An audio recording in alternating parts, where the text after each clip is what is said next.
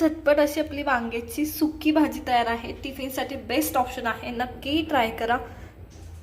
आवडली असेल तर रेसिपी लाईक करा, शेअर करा आणि सबस्क्राईब करा। तर पहा किती सुरेख दिसत आहे। नमस्कार मंडळी, मी कोमल तुमच्या सगळ्यांचं आपल्या रेसिपी चॅनलमध्ये खूप खूप स्वागत करते। तर आज आपण केकची रेसिपी पाहिली आहे, ख्रिसमससाठी स्पेशल, तसंच न्यू इयरसाठी स्पेशल सुद्धा पाहणार आहोत। आणि त्याच्या आधी दररोजच्या भाजीसाठी एक रेसिपी पाहणार आहोत।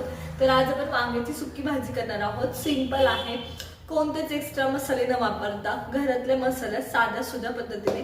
चला तर मग रेसिपीला सुरुवात करूया। आता ही वांग्याची भाजी तुम्ही घरातल्या टिफिनसाठी तर करू शकता, पण तुमच्या घरी काही स्पेशल ऑकेजन असेल किंवा कोणते गेस्ट येणार असतील तर त्यांच्यासाठी सुद्धा उत्तम भाजी आहे। नक्की विचारते कशी केली, त्याच्यामुळे नक्की ट्राय करा। रेसिपी आवडली असेल लाईक करा, शेअर करा आणि सबस्क्राईब करा। चला तर सुरू करूया। भाजी बनवण्यासाठी इथं मी वांगी घेतलेत आणि हे व्यवस्थित म्हणजे मीडियम साईजची भरलेले वांग करायला जी वांगी असतात ती घेतलीत। ह्याचे आपण 4 खाप करणार आहे। लक्षात घ्या, जर वांग खूप मोठं असेल तर एखादा खाप जास्त घेतला तरी चालेल। चला तर मग मी करून घेते। भाजीसाठी मसाले कोणते कोणते लागणार आहेत आपल्याला, तर अद्रक आणि लसूणची पेस्ट लागणार आहे, इथे मी करणार आहे ती। हळद लागणार आहे आणि मिरची पावडर लागणार आहे। हे बेसिक मसाले लागणार आहे, ह्याच्या व्यतिरिक्त कोणतेच लागणार नाही।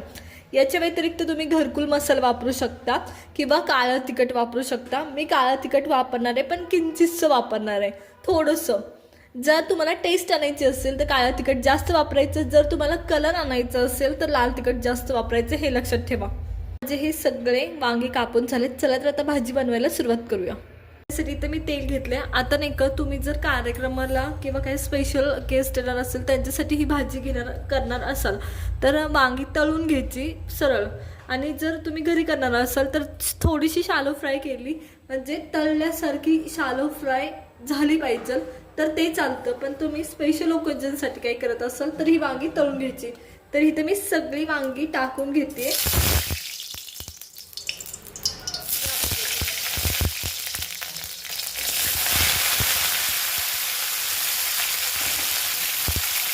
माझी वांगी व्यवस्थित शालो फ्राय झालेत आणि त्याचा कलर बदलला, म्हणजे ते व्यवस्थित शालो फ्राय झालेले असतात, सेम तळण्यासारखी झालेले असतात। मसाले टाकायला सुरुवात करणार आहे। तर सगळ्यात पहिले अद्रक लसूणची पेस्ट ॲड करते मी।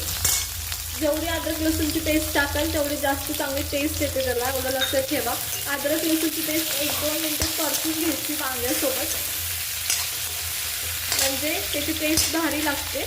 ते या पद्धतीने नुसतं लसूण टाकून चटणी टाकून तुम्ही ही भाजी केली तरी खूप छान लागते। दुसरे काही मसाले न टाकता फक्त लसणाचं प्रमाण मात्र खूप टाकायचं।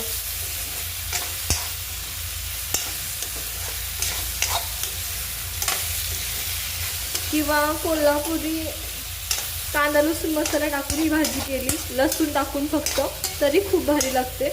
आता आपण बाकीचे मसाले टाकतोय। तर मी सगळ्यात पहिले इथे काळा मसाला टाकते, किंवा तुमच्या घरात जो साठवलेला मसाला तुम्ही दररोज वापरता तो टाकला तरी चालेल।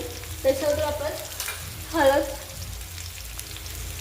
त्याच्यानंतर लाल मिरची पावडर, एवढ्या गोष्टी इनफ आहेत। हवं असेल तर तुम्हाला बाकीचे मसाले तुम्ही टाका, पण एवढ्या मसाल्याने खूप छान टेस्ट येते, बाकीच्या मसाल्यांची काही गरज नाही।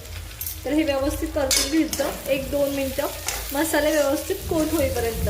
आता वांगी ही जवळजवळ 70% ते 75% शिजलेलीच असतात, त्याच्यामुळे आता फक्त ह्याला कोटिंग लागतं मसाल्यांचं, त्याच्या व्यतिरिक्त काय होत नाही, कारण तळलेत व्यवस्थित, शालो फ्राय केलेत त्याच्यामुळं। तर हे असंच परतून घ्यायचं 1-2 मिनिट। आता आपण मीठ टाकतोय, चवीनुसार याच्यात मीठ टाकायचं। आता मी थोडीशी सरबरीत होण्यासाठी पाणी ॲड करणार आहे। तुम्हाला नको असेल तर नाही केलं तरी चालेल, अशी सुकी ठेवली तरी चालेल। पाणी ॲड करते थोडंसं, कारण मला भाजी सरबरीत करायची आहे।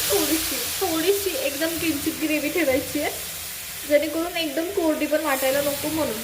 आणि मी थोडंसं कूट टाकणार आहे, शिजवण्यासाठी नाही टाकत आहे आपण पाणी, थोडीशी ग्रेव्ही येण्यासाठी टाकतोय। त्याच्यानंतर कूट हे मी एकदम बारीक नाही केलेलं, थोडंसं रफ ठेवलंय, जसं आपण खिचडीला वगैरे ठेवतो त्या पद्धतीने।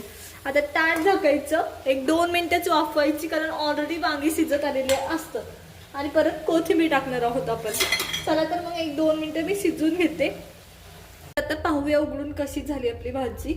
झाले ते 1-2 मिनिटं. 2 मिनिटापेक्षा जास्त ठेवू नका, नाही तर त्या वांग्यांचा गिचका होतो. त्याच्यामुळं तळल्यामुळे आणि शालो फ्राय केल्यामुळे ऑलरेडी ते शिजलेलीच असतात, एवढं लक्षात ठेवा. तर हे मी काढून दाखवते तुम्हाला या पद्धतीने. तर पहा, तर कूट मी वरतून का टाकते, खाली चिटकून बसू नये म्हणून मी वरतून टाकते. तुम्हाला हवं असेल, तुम्हाला नाही वाटत चिटकत नाही तर आधीच ऍड केलं तरी चालेल. चला तर मी हलवून घेते भाजी. तर पहा, थोडीसं पाणी आहे. ही एकदम खायला कोरडी वाटत नाही अशी असेल तर, नाही तर मग ती कोरडी कोरडी वाटते, एकदमच चोटरे बसल्यासारखी. तर हे पहा, सुरेख झाली आहे. आपण आपली भाजी काढून घेतोय. खूप सुरेख होते, खूप सुंदर लागते. आणि तर मी तुम्हाला दाखवते.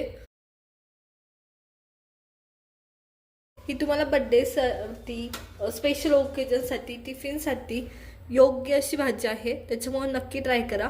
तर पहा किती सुरेख झाली आहे. खूप गाळ पण नाही झाला, व्यवस्थित वांगी शिजलेत आणि मसाल्यांचं कोटिंग सुद्धा खूप छान लागतं ह्या भाजीला.